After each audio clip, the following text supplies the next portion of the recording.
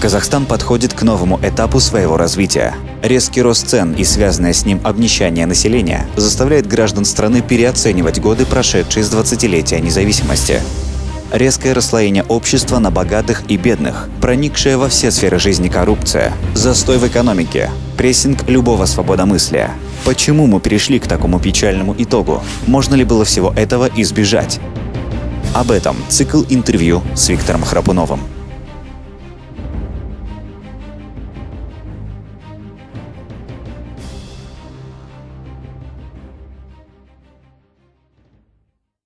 Ну, знаете, сейчас в народе достаточно критична оценка работы акимов, наверное, практически всех без исключения, да? Если сказать, что как относятся к акимам областей, к акимам городов, население в целом такая не очень лестная, будем, так сказать, говорить, характеристика, наверное, отражает общее состояние сейчас ситуации в стране, и это отражается на людях. Вот, можно вас спросить, с вашим опытом работы акима в Восточно-Казахстанской области, что вам мешало в работе как акима, что помогало? Как ваши ощущения от практической работы в области? Ну, для работы в регионе самый главный, конечно, вопрос – это вопрос бюджета региона. Будем говорить, вопрос региональной политики. Если все предприятия, которые находятся на территории области, если отчисляют, налоги перечисляют в республиканский бюджет, а затем аким области должен, грубо говоря, выколачивать бюджет для области, оббивая пороги министерств и ведомств, находящихся в Астане, и любой вопрос, который ты ставишь для себя, и вдруг в одном из них ты получаешь какую-то поддержку, и считается, ты уже в этом вопросе победил, то это дорога практически в никуда, и эти подачки от республиканских органов регионам, они никогда не сделают регион, будем говорить, привлекательным для иностранных инвесторов и для людей, которые имеют свободные финансовые ресурсы для того, чтобы вложить их в этот регион. Я считаю, что деньги, зарабатываемые регионом, должны быть максимально оставаться в этом регионе и использоваться для улучшения положения дел. Вот маленький пример, то, что вы задали. В один из, будем говорить, рабочих дней, рано утром узконогорцы проснулись от того, что весь город был обволокан газом. Люди все одели, кто респираторы, кто специальные устройства, маски, и бегали по городу, как можно быстрее перемещаясь с одного помещения в другое помещение. Аким города Усть-Каменогорска подал в суд на компанию «Казцинк» в связи с тем, что они, просто говоря, травили людей, живущих в областном центре. Через какое-то время в моем кабинете раздается звонок, и звонит мне Зибельберг и говорит: пожалуйста, остепените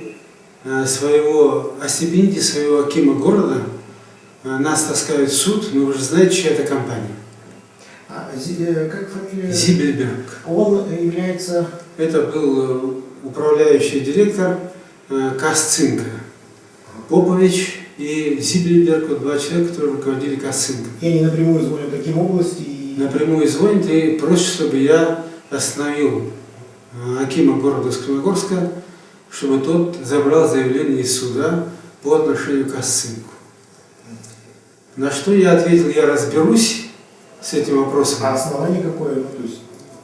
А основание какое? Потому что компания это относится к президенту, президентская компания. То есть принадлежит? Принадлежит, да.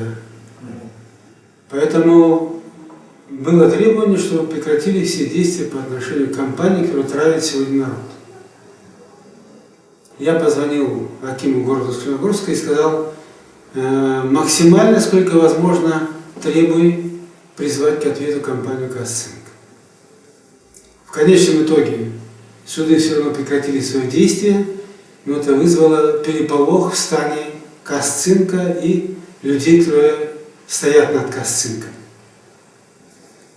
Когда я пришел в область работать, то вместе с Казцинком проанализировали положение дел в городе. И Казцинк, справедливости ради, построил очистные сооружения по улавливанию низкопроцентных сернистых газов в уходящих газах с Казцинка. Построили очень хорошую установку, и ежесуточно мы стали собирать 7 цистерн концентрированной серной кислоты. То есть то, что раньше уходило в... Все уходило в атмосферу и выпадало в виде кислотных дождей, и отравляло атмосферу, природу. И роза ветров была такова, что все это уходило в зону отдыха и жилые массивы города Каменногорской и Восточно-Казахстанской области. А когда это не построили в электричество? Мы ее сдали в 2005 году. И причем эта установка очищала только 50% уходящих газов с Казцинка. Это они поставили после вот этого суда, который был, да? Вот, Ну, в принципе, может быть, одно к одному все так и подошло, но сам факт. 7 цистерн, 6,7, 40, 420 тонн серной кислоты вылетало в атмосферу ежесуточно. Тогда мы поставили вопрос перед Казцинком, чтобы поставили еще одну такую установку и улавливали 100% сернистых газов в уходящих газах с производства. Но, к сожалению, когда я уехал работать в Астану министром, и вот за эти почти 4 года я нигде не видел информации, чтобы Казцинк построил дополнительно такую установку. Стоимость установки была 28 миллионов долларов.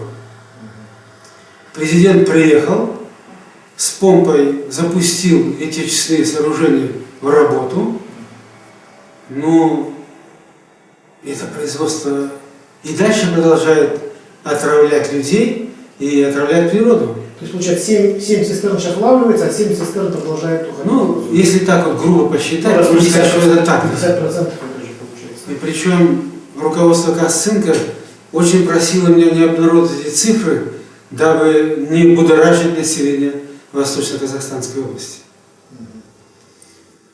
Парадоксальная ситуация была еще, что эта концентрированная серная кислота не находила себе применения. В составе Советского Союза по разнарядке она уходила во все регионы, а здесь Казцинк не мог придать ума, куда девать эту кислоту. И опять же, проанализировав положение дел, я выделил Казцинку огромные запасы известняка для того, чтобы можно было нейтрализовать эту кислоту вообще. Поэтому здесь четко просматривается влияние этих компаний, находящихся в ведении главы государства, на состояние экологии региона. А какие еще компании в регионе как бы так вот принадлежат? Ну вот я называл компания «Казахмыс». Казахмыс, да. Казахмыс. Компания «Казахмыс» очень широко развернулась на востоке Казахстана, и все, что было связано с полиметаллами, занимались практически предприятия «Казахмыс». Это, в частности, Иртышский медиплавильный завод, который они закрыли. До этого он работал, было 1500 рабочих мест, и вдруг они его закрывают, люди становятся без работы, митинги, значит, напряженная ситуация, люди остаются без средств к существованию, и на все, так сказать, требования областного акимата они отвечают: нам невыгодно это производство на Иртышском медиплавильном заводе. В конечном итоге они закрыли это производство, и мне пришлось в спешном порядке развернуть производство, связанное с теплоизоляционными материалами. Компания «Базис» Алма-Атинская, по старой памяти, приехали в Глубокое, и на базе этого Иртышского медиплавильного завода развернули производство базальтового волокна, теплоизоляционный материал. Я им подписал огромное месторождение базальта для этого производства, и было запущено производство, созданы дополнительные рабочие места. Но ведь этим должен заниматься не губернатор, не аким области. В какой-то мере, да, положим, я должен контролировать, или аким области должен контролировать. Но если это предприятие сворачивает производство, они должны развернуть другое производство, адекватно тому, которое они свернули.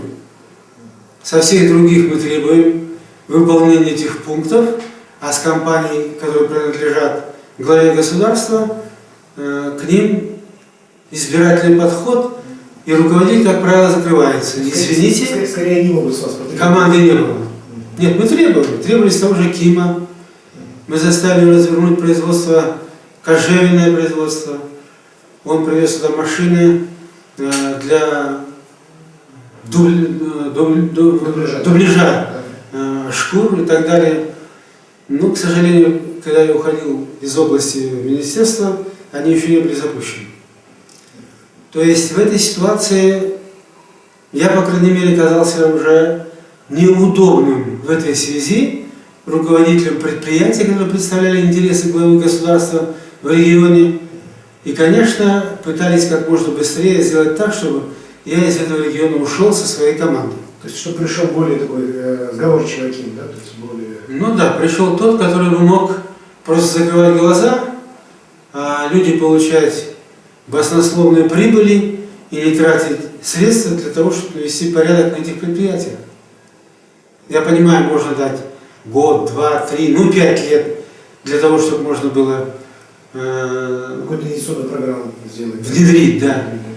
Но ведь медь на рынке постоянно растет стоимость, золото побило все рекорды, стоимость, цинк на рынке растет, то есть из года в год прибыль этих компаний возрастает. Так, господа, извините, вам необходимо повернуть часть своих прибылей на улучшение экологии в регионе, для создания новых производств в регионе.